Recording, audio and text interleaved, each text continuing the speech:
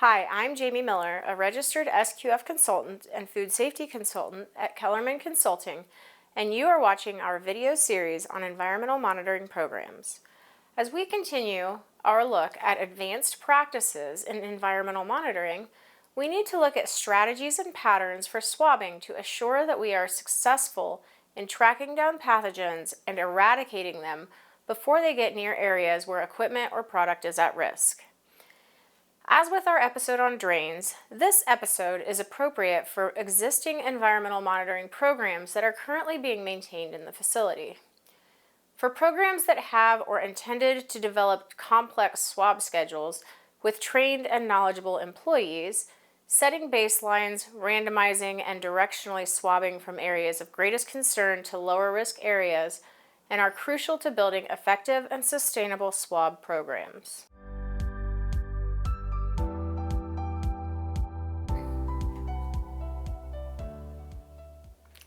Deciding where to swab in GMP areas and how to adapt and change locations over time can be confusing and overwhelming for safety and quality personnel. It is not uncommon in facilities to settle on fixed positions and swab those same areas month after month, making sure to carefully clean those areas in advance to assure that no pathogens or other bacteria are present. The end result is a fixed result demonstrating the absence of pathogens.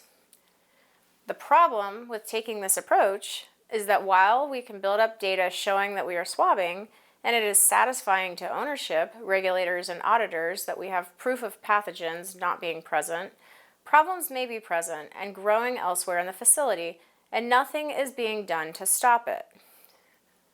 Remember, the fear of finding pathogens in the facility does not make sense, as the pathogens being in the facility is the problem, not your test results. Those pathogens can ruin a food business, whether there are environmental monitoring results showing a pathogen in the facility or not.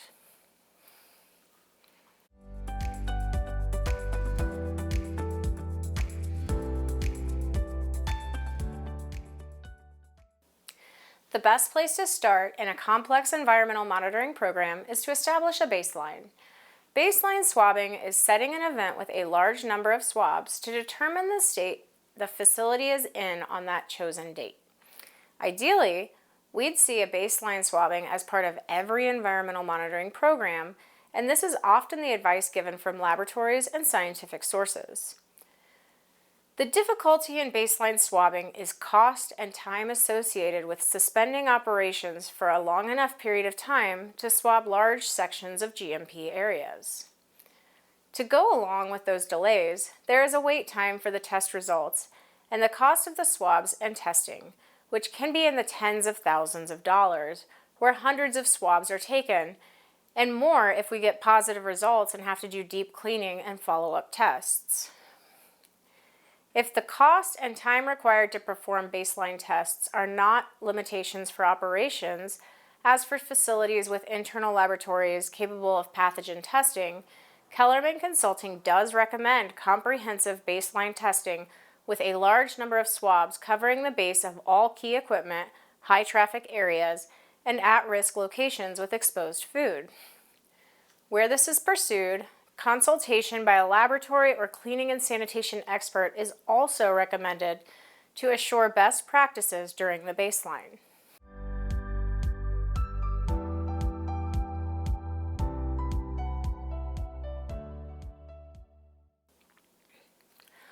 Whether a facility can afford to allocate the time and resources necessary to perform baseline testing or performs a small number of swabbing simply to establish a valid program, as we described in episode 2, an effective environmental monitoring program should have a strategic and at least partially randomized movement of swab locations to assure that monitoring does not become too narrow. As we think about how to randomize and adjust swab locations to best seek out pathogens, there are several effective strategies for GMP areas, and choosing the right strategy has mainly to do with how operations are set up.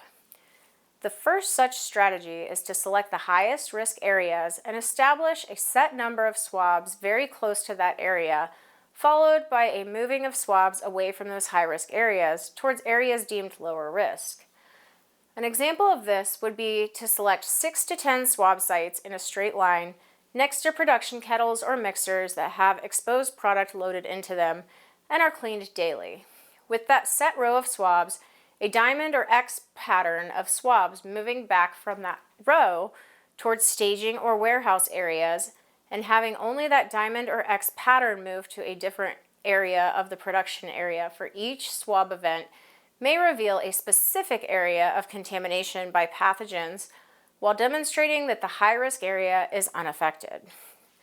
As we return to the concept of drains, we may choose to swab a drain next to production in successive ring patterns, like a bullseye pattern away from the drain.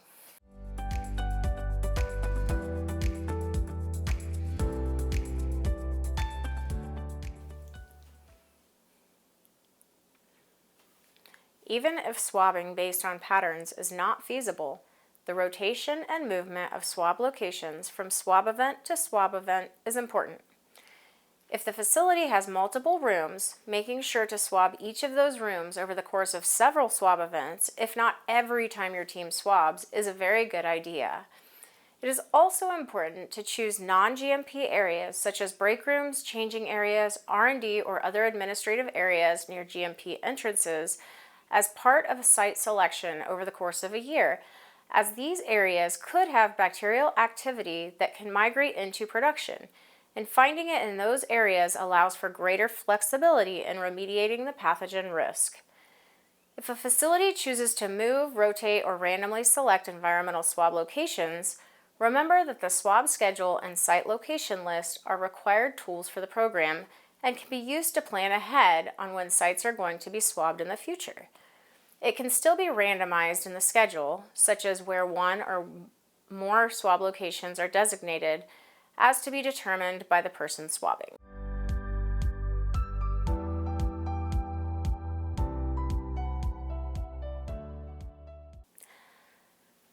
The difference between a static and sparse environmental monitoring program and one that is dynamic, well-structured, and carefully considered is important during regulatory inspection, third-party audit, and conducting risk assessments for biological risks within the facility. Effective environmental monitoring, trending analysis, and training on monitoring, in addition to careful follow-up where risk is identified, is also an example of a culture of safety and quality in the facility, and can be used as an example when demonstration of a culture of safety and quality are requested. In our next episode, we are going to look at the special example of swabbing programs in an FSIS-regulated facility, which is often different from the swabbing programs we have described in this video series so far. Thank you for watching. For more food safety training videos and resources, please consider subscribing to our YouTube channel or follow us on LinkedIn.